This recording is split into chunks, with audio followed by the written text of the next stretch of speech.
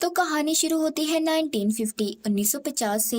हम एक कपल को देखते हैं जो सुनसान जगह पर अपनी गाड़ी रोककर बातें करने और मौज मस्ती में मसरूफ थे। तभी लड़की रेडियो पर खबर सुनती है, एक हुकमैन हुक वाले आदमी के बारे में जो ऐसे ही घूमकर लोगों को मार देता है। उसके एक हाथ की जगह हुक है।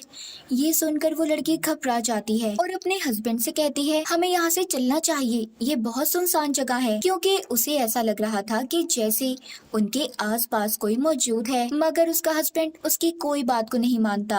अब तो लड़की और ज्यादा डर गई थी और अपने हस्बैंड से कहती है कि प्लीज चलो यहाँ से, मैंने कहा ना मुझे कुछ ठीक नहीं लग रहा। अब उसका हस्बैंड उसकी बात मानकर गाड़ी को एक दूसरी जगह पर ले आया था। जैसे ही वो बाहर निकलता है उसके होश उड़ गए थे क्योंकि उनकी गाड़ी में एक हुक फंसा हुआ था। यानी कि ये सही वक्त पर उस सुनसान जगह से निकल गए, वरना ये दोनों मारे जाते क्योंकि वो कातिल हुकमैन इनके पास पहुंच गया था। मगर सही वक्त पर ये बचकर वहां से निकल गए। अब कहानी आ जाती है प्रेजेंट मौजूदा दौर में। हम चार दोस्तों को देखते हैं जो मौज मस्ती करते हुए गाड़ी में जा रहे थे कि अचानक से उनका एक्सीडेंट हो जाता है। उन चार दोस्तों में एक लड़का क्लिफ, उसकी दो फीमेल फ्रेंड्स और उसका एक भाई था। अब जो फिल्म के शुरू में हमने कपल की कहानी देखी जो हुकमैन से डरकर भाग गए थे, ये कहानी दरअसल क्लिफ ही अपने दोस्तों को सुना रहा था और सही से ध्यान न होने की वजह से इनकी गाड़ी का एक्सीडेंट हो गया। क्लिफ अपनी फीमेल दोस्तों से कहता है, देखो जिस गाड़ी से हमारा एक्सीडेंट हुआ उसने हमें देखा भी नहीं और ऐसे ही चले गए। खैर ये चारों आग जलाकर रोड के दरमियान में ही बैठ जाते हैं। इन्हें पास ही एक खंडर भी नजर आता है जो कि सदियों पुराना एक चर्च था। अभी आग जलाकर बैठ गए थे और अखबार पढ़ने लगते हैं, जिससे इन्हें पता चलता है कि यहाँ पर दो लोगों को मार दिया गया एक हुक के साथ, मगर कातिल अभी तक ना मिल सका। वक्त गुजारने के लिए ये न जाने बैठे क्या क्या बातें कर रहे थे क्योंकि इनकी गाड़ी पूरी तरह से तबाह हो गई थी और आधी रात में ये घर भी वापस नहीं जा सकते थे। तो क्लिफ अपने दोस्तों से कहता है कि चलो मैं तुम्हें एक कहानी सुनाता हूँ, एक कपल की जो हनीमून मनाने अपनी वैन में निकले थे। उनकी वैन बिल्कुल एक घर की तरह थी जिसमें हर चीज मौजूद होती है। उन्होंने गलती ये की कि आधी रात को अपनी वैन को उन्होंने जंगल में रोक दिया। तभी उनके पास एक आदमी आया जो कहता है कि तुमने यहाँ पर आकर अच्छा नहीं किया, वो तुम्हें मार देंगे जो पूरे चांद की रात में अपने शिकार पर निकलते हैं। हस्बैंड पूछता है, किसकी बात कर रहे हो तुम? वो आदमी दरअसल यहाँ पर वेयरवुल्फ भेड़िए की बात कर रहा था। वो आदमी उस कपल को बताता है कि एक रात इसी तरह मेरी वाइफ की गाड़ी यहाँ पर रुकी, मगर उसके बाद न कभी मेरी वाइफ मिल सकी और न ही उसकी गाड़ी। ये आदमी बड़ी गन लेकर उन भेड़ियों से बदला लेने आया था। कहता है कि मैंने तुम्हारी वैन के बाहर उनके पैरों के निशान देखे हैं, तो अगर तुम्हें कोई भी खतरा लगे तो अपनी वैन को अच्छी तरह से बंद कर लेना और तब तक उसी जगह पर रुके रहना जब तक सुबह न हो जाए। उन दोनों हस्बैंड वाइफ को इस आदमी की बातों से तो नहीं बल्कि इससे डर लग रहा था। अब वो जाकर दोबारा से अपनी वैन में चले जाते हैं और यहाँ से जाने लगे थे कि तभी वो देखते हैं कि उनकी वैन में फ्यूल खत्म हो गया। हस्बैंड कहता है, मैंने टैंक को फुल करवाया था, ऐसे कैसे हो सकता है? इसे अब उस आदमी पर शक हो रहा था जिसने भेड़िए के बारे में इन्हें बताया था। ये सोचता है कि उसी ने ये सब किया होगा, मगर उस बेचारे को तो भेड़िए ने पकड़ लिया था और गाड़ी के नीचे से उसे घसीट लेता है। उसकी गाड़ी के नीचे खींचकर भेड़िए ने उसे मार दिया था और भयानक खतरनाक तरीके से उसके टुकड़े कर देता है। इधर ये कपल जिनकी वैन में फ्यूल खत्म हो गया था सोचते हैं कि अब इन्हें क्या करना चाहिए। तभी वाइफ के पाँव में भी चोट लग गई थी। हस्बैंड कहता है कि तुम यहीं पर रुको, मैं बाहर जाकर गैस स्टेशन ढूंढता हूँ। अब जब वो पैदल निकलता है तो उसी आदमी की गाड़ी तक पहुँच गया था जिसने इन्हें वुल्फ के बारे में बताया था। वो उसकी गाड़ी देखकर सोचता है कि थोड़ा सा पेट्रोल क्यों ना मैं इसकी गाड़ी से ही ले लूं। अब जब वो ऐसा करने लगा ही था तो वो फिसलकर गिर जाता है। उसके कंधे पर उस आदमी का जबड़ा चिपक जाता है। ये वहाँ पर दरअसल खून की वजह से फिसला था। उस आदमी को भेड़िया मारकर खा गया था। हस्बैंड को ये सब देखकर समझ आता है कि वो आदमी इनसे सच कह रहा था। अब वो जब यहाँ से जाने लगता है तो भेड़िए ने पीछे से आकर उसे भी पकड़ लिया था। भेड़िया उसका गला दबा देता है जिससे उसकी आवाज बंद हो गई थी। हस्बैंड तेजी से भागता है और अपनी वैन के दरवाजे को जाकर जोर जोर से खटखटाने लगा, मगर उसकी वाइफ दरवाजा नहीं खोलती। वो डर गई थी क्योंकि ये खुद कहकर गया था कि जब मैं 3 दफा दरवाजा बजाऊं तो तुम समझ जाना कि मैं हूँ और दरवाजे को खोल देना। मगर अब ये खुद ही डर की वजह से दरवाजा जोर जोर से बजा रहा था। उसकी वाइफ थोड़ा सोच में पड़ जाती है, उसे दरवाजा खोलना चाहिए या नहीं। तभी वैन की छत के ऊपर से भेड़िए ने उसकी वाइफ के बालों को पकड़ लिया था। वो उससे अपना पीछा छुड़ाने की कोशिश करती है और एक नोकीला रॉड उसे दे मारती है। थोड़ी देर बाद वो भेड़िया वहाँ से खिड़की के अंदर आने की कोशिश कर रहा था, मगर इस बार भी वो उसके मुंह पर पेपर स्प्रे कर देती है और साथ ही वैन में उसने खतरे वाला अलार्म बजा दिया था और खुद बेहोश हो गई थी। जब सुबह होती है और उसे होश आता है तो एक पुलिस वाला उसके पास आया था। वो उस वैन से उसे बाहर निकाल कर ले जा रहा था और कहता है कि पीछे मत देखना, मगर वो अपने पीछे देख लेती है और देखकर हैरान हो गई थी। उसके तो होश उड़ गए थे क्योंकि भेड़िए ने इसके हस्बैंड को मारकर उल्टा दरख्त से लटका दिया था और उसके हाथ में पहनी अंगूठी बार बार वैन की छत से रगड़ खा रही थी। दरअसल जब रात को इसने डर की वजह से दरवाजा नहीं खोला तो उस वक्त इसका हस्बैंड था। अगर ये दरवाजा खोल देती तो आज वो जिंदा होता। अब इसी बात को लेकर ये सारी जिंदगी गुजार देगी कि काश उस दिन ये दरवाजा खोल देती और उस अंगूठी की आवाज इसे सारी जिंदगी सुनाई देगी। यहीं पर क्लिफ अपनी पहली कहानी खत्म करता है। तभी उसे यहाँ पर किसी की आवाज सुनाई देती है, मगर ये आवाज सिर्फ उसे ही आ रही थी, बाकी तीनों ने उस आवाज को नहीं सुना था। जब ये टाइम देखने के लिए अपनी घड़ी देखता है तो वो भी एक्सीडेंट की वजह से टूट चुकी थी और उसमें टाइम भी रुका हुआ था। फिर क्लिफ अगली कहानी सुनाता है जो कि एक छोटी बच्ची के बारे में थी। आज उसकी उम्र 12 साल पूरी हो गई थी। उसकी फैमिली में उसके मॉम डैड और एक बड़ी बहन होती है। उसके साथ एक बहुत ही प्यारा डॉग भी रहता था। वो बच्ची अपने डैड से कहती है कि इस बार मुझे मेरी बर्थडे पर साइकिल चाहिए, जिसे सुनकर उसके डैड उससे वादा तो नहीं करते, कहते हैं चलो देखेंगे। आज उसके स्कूल में मीटिंग थी तो इसीलिए उसके मॉम डैड तो वहाँ पर चले जाते हैं इसे इसकी बड़ी बहन के पास छोड़कर।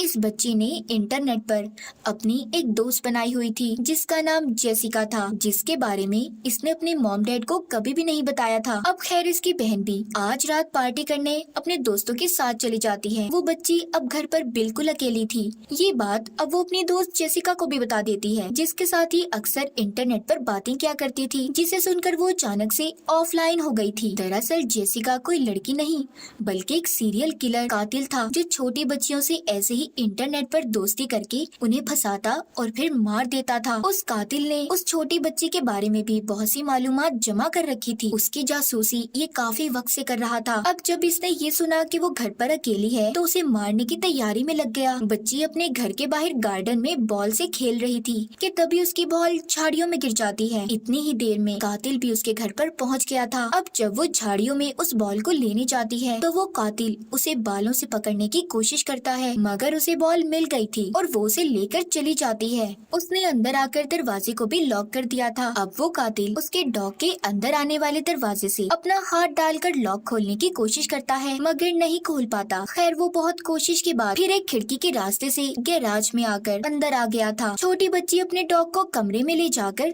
सोने लगी। वो अक्सर अपने डॉग को बेड के नीचे सुलाया करती थी और अपना हाथ नीचे करती और उसका डॉग उसके हाथ को अपनी जुबान से चाटा करता था। थोड़ी देर बाद जब उसकी आँख खुलती है तो उसका डॉग बेड के नीचे नहीं था। वो उसे ढूंढने गैराज में जाती है जहाँ पर वो अपनी नई साइकिल देखती है जिसे लाकर उसके डैड ने छुपा दिया था। वो ये देखकर बहुत खुश हो जाती है। तभी अचानक से वहाँ पर लाइट भी चली गई थी। छोटी बच्ची डरकर जब ऊपर आती है तो वहाँ पर उसकी बड़ी बहन थी जो पार्टी से वापस आ गई थी। अब वो अपने कमरे में जब वापस जाती है जहाँ पर वो बेड के नीचे अपने डॉग का पाँव देखती है, वो लेटकर फिर से अपना हाथ नीचे कर लेती है ताकि उसका डॉग उसके हाथ को चाट सके। तभी उसकी नजर शीशे पर जाती है जिस पर कुछ लिखा हुआ था। उस बच्ची का हाथ दरअसल वो कातिल चाट रहा था जो अब उसके कमरे में था। बच्ची डरकर बाहर आ जाती है। वो जब अपनी बहन को बुलाकर लाती है, दोनों बेड के नीचे देखते हैं तो उधर डॉग की लाश पड़ी थी जिसको वो कातिल मारकर चला गया था। असल में तो वो छोटी बच्ची को मारने आया था और वो आज तक पकड़ा नहीं गया। क्लिफ कहता है ये थी मेरी दूसरी कहानी। अब यहाँ पर तीसरी कहानी सुनाती है क्लिफ की फीमेल दोस्त। वो कहती है मेरी कहानी का नाम है द लॉकेट। ये कहानी एक लड़के की है जिसे घूमने फिरने का बहुत शौक था। एक दिन वो अपनी बाइक लेकर घूमने फिरने निकल जाता है। अचानक से उसकी बाइक खराब हो गई। उसे सामने ही एक घर दिखाई देता है जिसमें एक लड़की रहती थी जो कि बोल नहीं सकती थी। वो अब उस लड़के से बोर्ड पर चौक से लिखकर बातें करती है। वो बताती है कि मैं यहाँ पर अपने डैड के साथ रहती हूँ। वो उसके गले में पहने लॉकेट की बहुत तारीफ करता है और उससे पूछता है कि मैं तुम्हारी यहाँ पर क्या मदद कर सकता हूँ। वो लड़की उसे बाल्टी देती है और कहती है जाओ जाकर पानी ले आओ। अब जब वो लड़का बाहर पानी लेने जाता है तो देखता है कुएं के बाहर एक आदमी है जो उसके अंदर कुछ फेंक रहा था और अचानक से गायब हो गया। ये देखकर वो लड़का बहुत डर जाता है। खैर वो अब घर के अंदर आ गया था। जब वो उस लड़की के पास जाता है तो तभी उसके डैड आ जाते हैं। वो लड़की वहाँ से चली गई थी। कुछ देर के बाद लड़के को चीखों की आवाजें सुनाई देने लगी। तभी वो लड़की भी उसके पास आ जाती है। वो उसे बताता है कि अभी मैंने चीखने की आवाजें सुनी और मैंने कुएं के बाहर एक आदमी को देखा जो अचानक से गायब हो गया। वो लड़की उसे लिखकर बताती है घोस्ट भूत है यहाँ पर। ये बातें सुनकर लड़का डर गया था और कहता है कि तुम मेरे साथ चलो। यहाँ पर क्यों रह रही हो? अपना सामान पैक करो, हम कहीं और चलते हैं। जब वो लड़का अपना सारा सामान लेकर लड़की को लेने आया तो देखता है उसके घर में चारों तरफ खून फैला हुआ था। वहाँ पर 2 लाशें भी पड़ी थी। उसने जब बाहर आकर देखा